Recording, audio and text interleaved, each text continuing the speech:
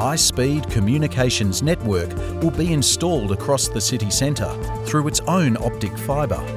It will run through the Council Administration Building, up Wharf Street to the Cannington Leisureplex, and connect what will be the next generation community park at the Wharf Street Basin site, and through to Cecil Avenue, the bustling centre of the city.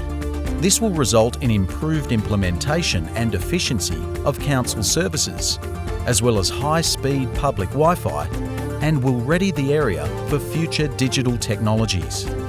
Our goal is to be a welcoming and thriving city. So for us, a smart city is about using digital technologies to deliver economic, social and environmental benefits for our ratepayers and residents. For more information about the Canning City Centre Regeneration Program, go to canning.wa.gov.au/CCC.